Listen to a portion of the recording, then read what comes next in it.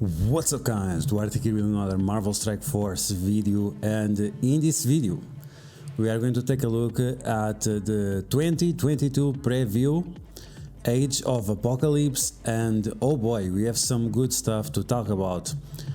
So we have several new game modes announced, we have new ways to obtain new characters including the 4 Horsemen of Apocalypse, and a bunch of new features that will be coming to the game. And I'm gonna be honest, I'm quite excited about this because we'll have a lot more competition, more theory crafting, and all those rumors that the game was on maintenance mode seem to fall off short because clearly it doesn't look like that. Okay, so let's get started. We have another strike time with Cerebro, our community manager, and it's nice to watch it. It has 3 interviews. It goes for 25 minutes or more, and they talk about 3 different situations. The Cosmic Crucible, which is the Grand Arena. It's going to be called Cosmic Crucible, so that's going to be interesting.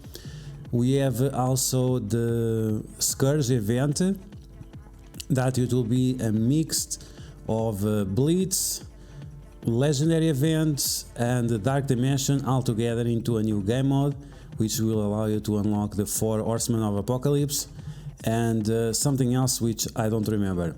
We can see the model for Apocalypse right here. Not my favorite style, this is like the Egyptian style, but I guess we can get a more robotic version in the future as a skin. Okay, so let's get started and let's read through all of these. Apologizes early on because remember I'm dyslexic. Okay, so let's get started. Welcome to 2022. Marvel Strike Force development team is excited to share a number of announcements about upcoming content and features scheduled for this year. The dev team is focused on creating new exciting experiences that will delight and surprise players like never before. Please note that many of the details shared below are subject to change as pivots are necessary during the development process. Okay, so far so good. Let's dive in and explore why 2022 is shaping up to be the best year ever for the players of Marvel Strike Force. Okay, that's always good. The new year should always be better. Okay, so Age of Apocalypse. Blah blah blah is known by many names, but you probably know him as the infamous supervillain Apocalypse. Players will embark in an epic journey to find, confront, and eventually recruit Apocalypse. But of course, to even have the hope of finding Apocalypse, you must first discover and recruit the legendary 4 Horsemen. For such an epic quest, the dev team has reimagined how these legendary characters will be unlocked with a fresh and new experience befitting their fable stature. So this is the new game modes that we'll have. Okay, so new event mode. In order to unlock these legendary horsemen, players will get to engage in an all-new game mode, Scourge Events. Player will embark on a challenge to clear 10 sequential connected nodes called a run, similar to Dark Dimension, but with some unique twists. Please note that the details in these images are not necessarily final and are subject to change. Okay, so they already mentioned that the Pestilence event is going to start next week or so. So are we going to get the patch next week? Or is this already in the game, is just hidden somewhere in the files? We don't know, but it's interesting. Okay, so we can see it's like Dark Dimension, but look at this, looks like a mini pyramid.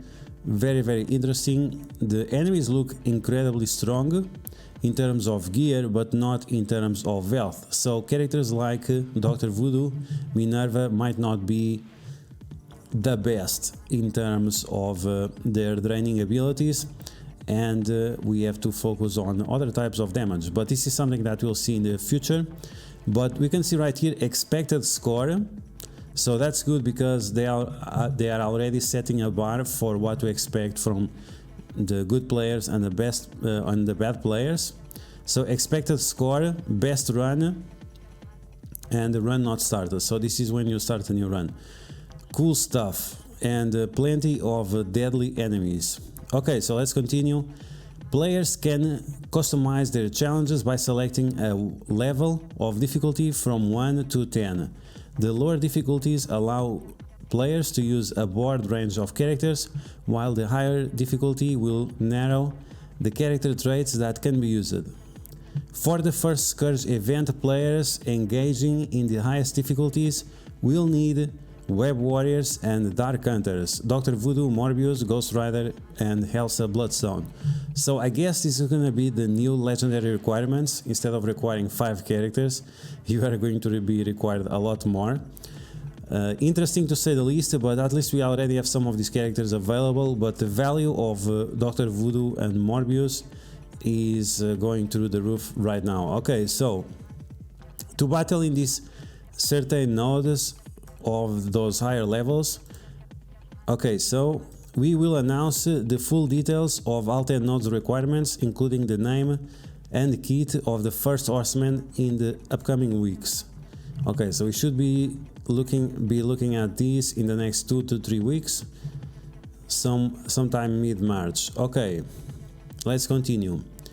The twist is that players can also activate a variety of effects called Scourges that will either bolster enemies' teams or cause detrimental effects to your teams. Players can toggle on the number of Scourges, mix and match to activate for a run. The more difficult the Scourges completed, the more points that you will earn. Okay, so here we have the different type of Scourges. Difficulty, suggested gear 13, and so 8 Scourges active, but it's still marked as lower difficulty. Expected score for the run, we have 420,000, so that's like so this is kinda easy mode, because this one is like 5 times the score, so I guess the difficulty will really change between which Scourges you are using, so interesting. Okay, so the Scourge events will be active for 10 days on their initial introduction, then 5 days for each subsequent time it repeats. In the time the Scourge events are active, players can make unlimited attempts to try to achieve the best highest single score with the highest difficulty level and greatest point value Scourges activate, earning the most points.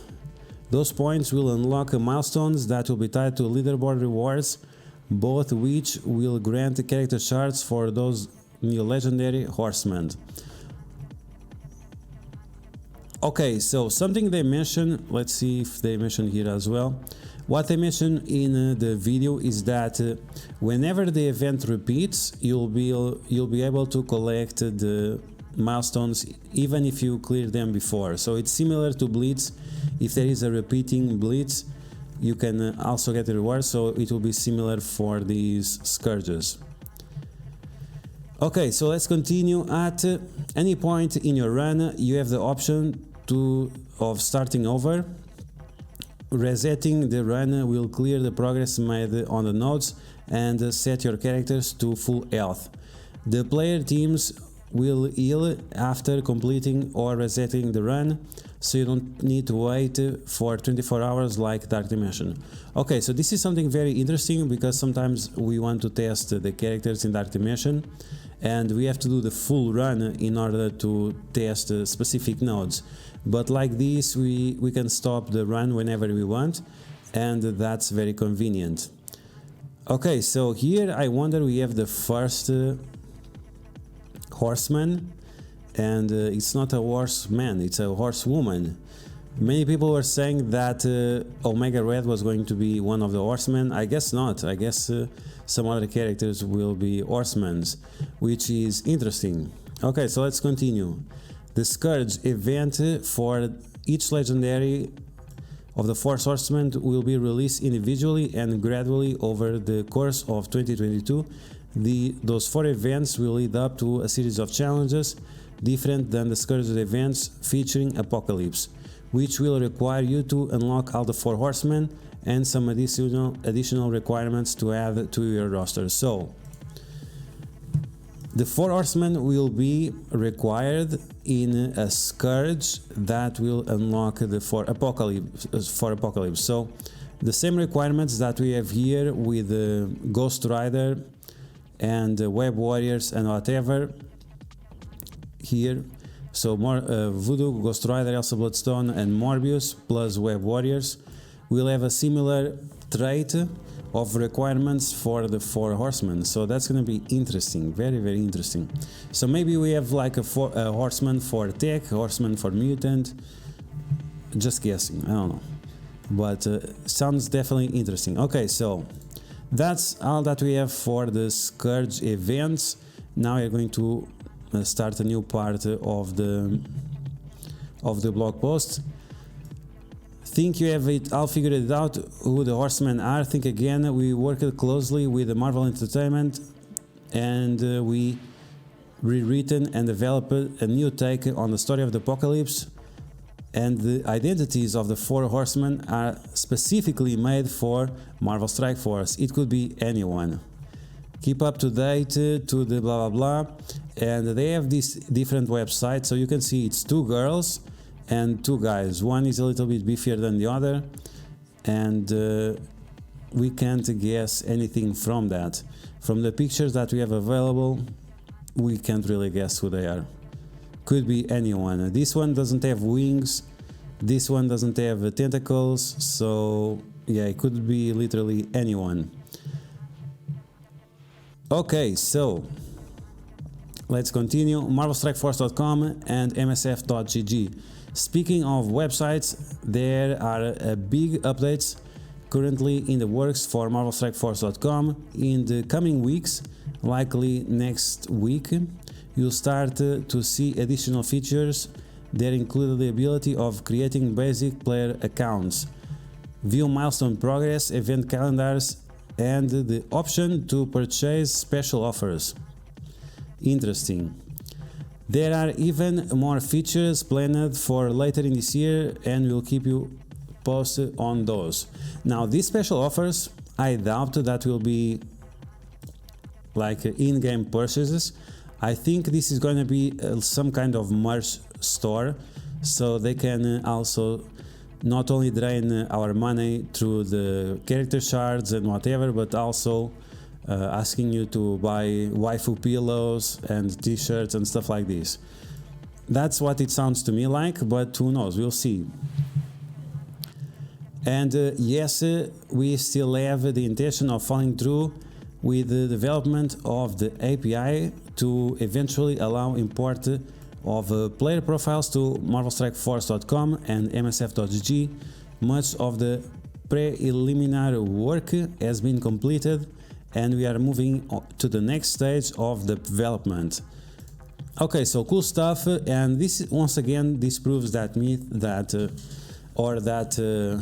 gossip that Marvel Strike Force was on maintenance mode. They are working in all this stuff, so it's definitely not on maintenance mode. You cannot have like multiple new game modes and the API and the website being extended by being on maintenance mode. It's just ridiculous.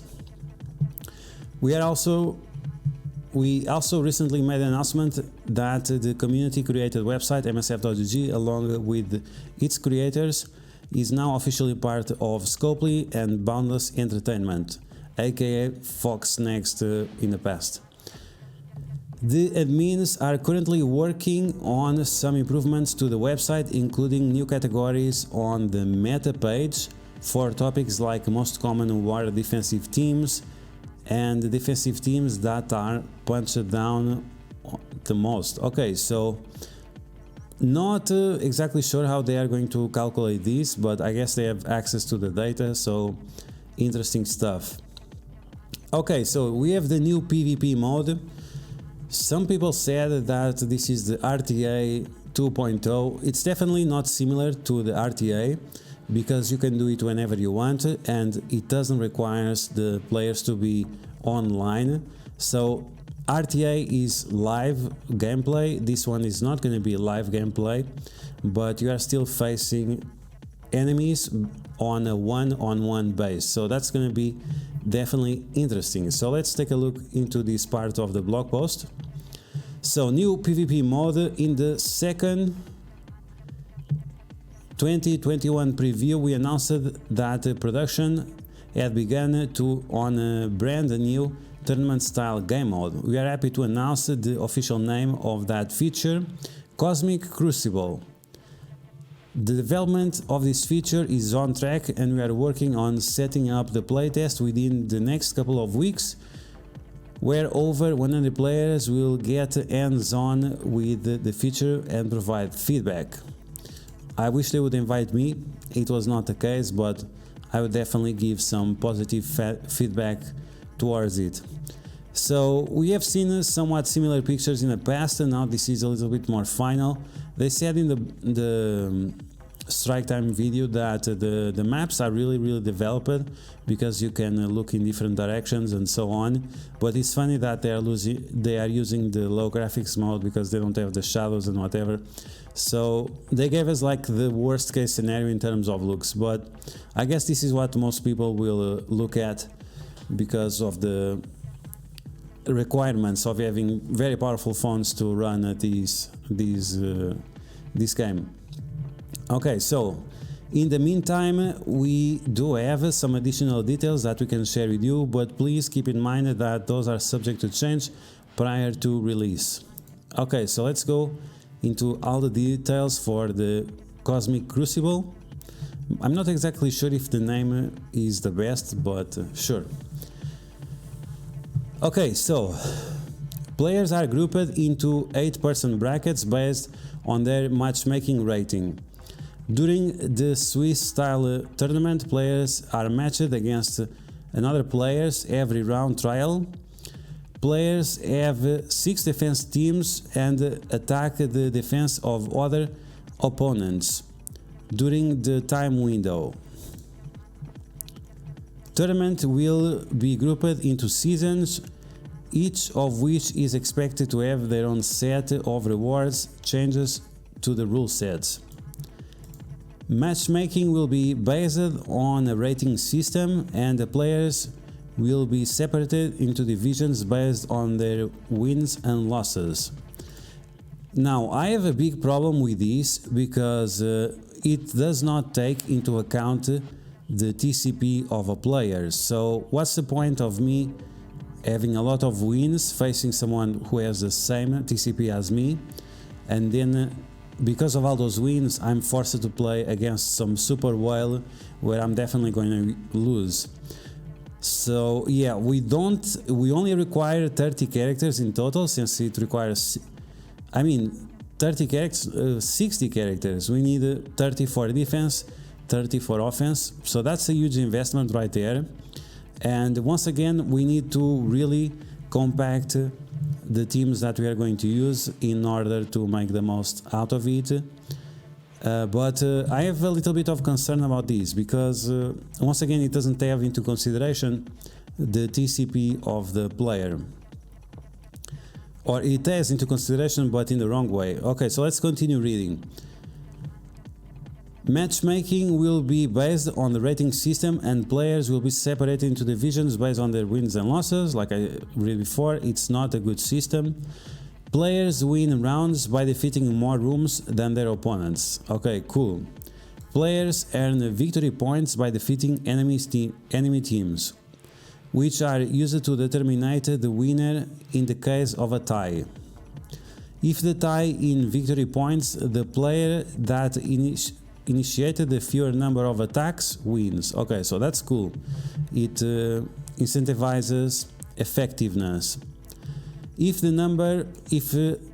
a tie in the number of wins, the player with the highest TCP used wins. Okay, so this is terrible. It should be exactly the opposite. The player with the lowest TCP should win, because they are punching up. So this is completely absurd. If you are taking into consideration the TCP of the players, then the player that punches up the most should have the benefit, because they are doing the best in terms of skill. So this shows that while they are trying to make it a skill-based event, if you have this into consideration, and we can see that this is the deciding factor of other deciding factors, so it's like the third deciding factor.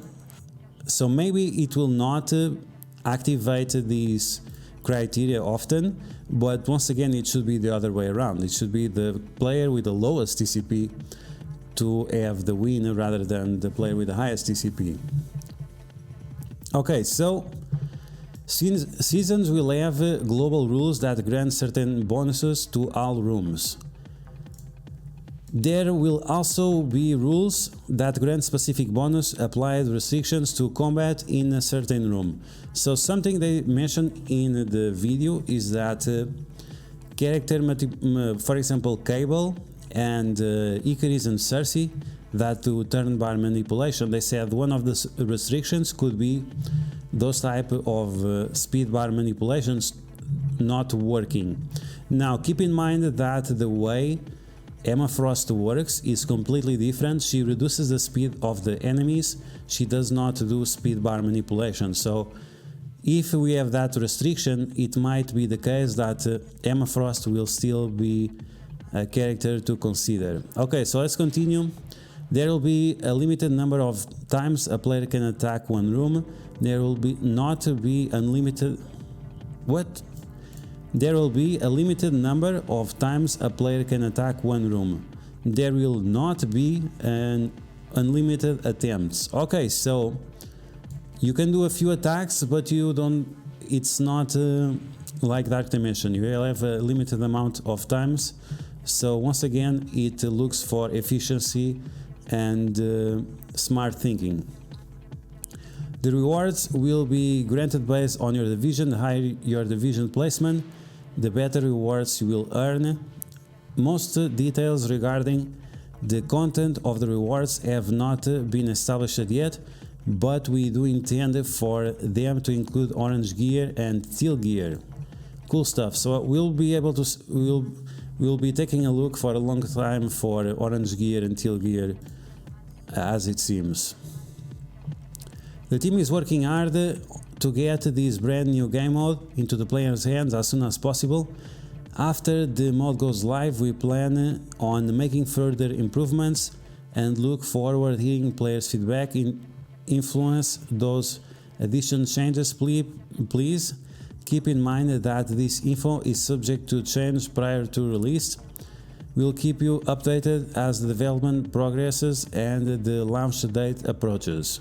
Okay, so this looks like 100% fire. I'm quite excited about this game mode. I'm excited about all game modes, but this one is where I'll be able to shine, hopefully, and will give more credit to my Marvel Strike Force player skills, and yeah, it will be nice to compete against other players directly and see who rises on the top, if it's gonna be the whales or if it's gonna be us. So that's gonna be definitely interesting. Okay, so let's continue with the blog post. Costumes. The art team is firing up all cylinders to bring new costumes for your favorite characters in each major game version update. We have a list of requests a mile long, and we are delighted to share some of the designs coming soon. Let's go! Mr. Knight, yes, Moon Knight, Mr. Knight skin, excellent.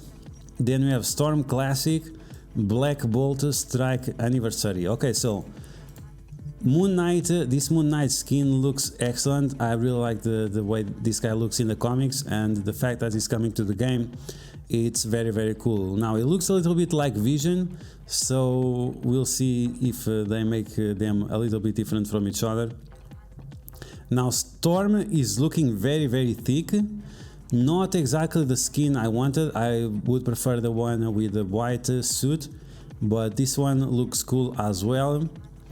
And then we have Black Bolt, which I have no idea what to think about it. It reminds me of something from other game, but I can't remember exactly from where. He has the Strike Force symbol over there. And yeah, to be honest, I never liked Black Bolt. I really don't like the way it looks. But yeah, this one is the same. I still don't like the way it looks. Okay, so now another part of the blog post, like so much stuff in the blog post is just crazy. So we have Avengers Towers improvement. Further improvements to the Avengers Towers that will arrive over the coming months include the ability to filter characters that you all have already used from being shown on the select squad screen. Okay, so this is very important. This is something that we asked for from the first day. We thought it was going to be implemented on the second Avengers Tower, not the case, but I guess it will be available on the third Avengers Tower. A dedicated save squad, yes please. And this is good because many of the floors will keep repeating, and having a separated save squad just for Avengers Tower is going to be excellent. Surfacing the cooldown timer next to on cooldown on the disable battle button. Now I have no idea what this means. I can't figure it out. I already thought about this like for 10 minutes and I can't figure it out what this means, but if you guys know what this means, let me know in the comments below. We'll continue to look for other opportunities to improve on the Avenger Towers experience.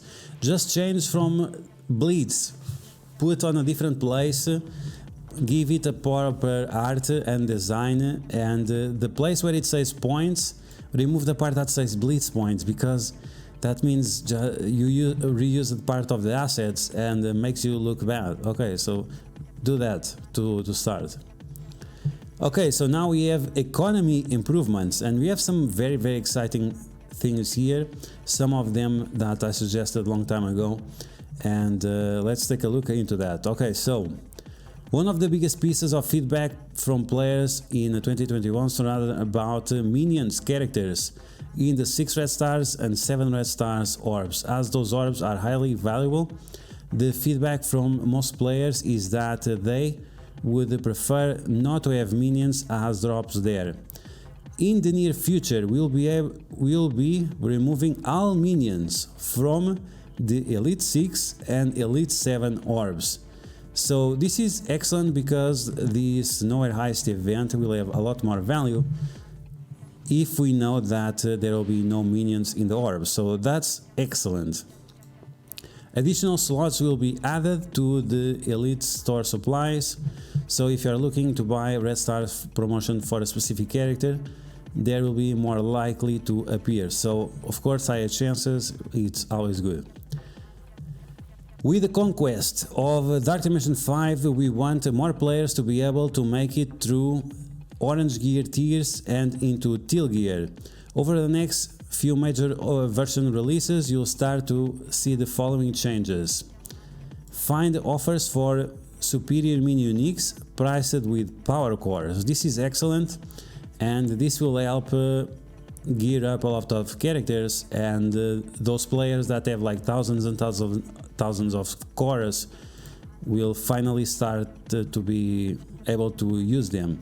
Let's just hope that the prices will be decent and not outrageous like 450 power cores for 1 or 2 pieces of mini uniques. That's going to be ridiculous. So I really hope that they give us good value for our power cores, because power cores is the currency that never changes in value. Adjustments to the Doom campaigns, so every superior mini unique can be found on 2 campaign nodes, and so mini uniques which you need 15 or 18 copies don't appear on nodes that cost 20 energy. So I guess we can also expect a new chapter on the Doom campaign coming soon, so they can adjust all of this, because right now they kinda don't have enough space for this unless they make it like multiple items in a few nodes, but we'll see. Additional gear pieces, steel gear, orange gear and purple gear in the RTA Battle Pass. Okay, so I have a problem with this purple gear. We are getting so much purple gear through the milestones that is it really required to have purple gear on the Battle Pass? I don't think so. So I find it unnecessary, but yeah, whatever. Additional ways to earn Untitled gear through new and existing game modes. So that means Pocket Dimension and Avengers Tower and whatever. They mention all of these on the Strike Time video, so we'll definitely see more Pocket Dimensions, for example, coming later throughout the year. Okay, so another part of the blog post. This is a very big blog post, but a lot of exciting stuff, and you guys I hope you guys are excited as much as me, because the last week has been extremely negative. Okay, so quality of life improvements. In addition to new content and features, we have a number of improvements planned that will make your regular experience more streamlined and enjoyable. Event campaigns are having their difficulty reworked as a larger number of commanders have grown over the years. The harder difficulty on event campaigns has been a bit trivial for them. We want to ensure that our events continue to be fun and engaging experiences for all level of players. To do that, we are considering the current medium easy into the new easy difficulty and moving the current hard missions down to take the medium place, and a new more challenging difficulty curve with the new rewards will now be on the top above the current hard. If your team isn't quite ready to tackle this new challenge, there is no need to worry, as the rewards for hard aren't changing apart from this rework. If you complete these new missions, you'll still earn the first time rewards for hard missions, so there is no need to play both. We will have more details in the top end difficulty and release rewards soon. Okay, so I guess this is not coming for Brother Voodoo.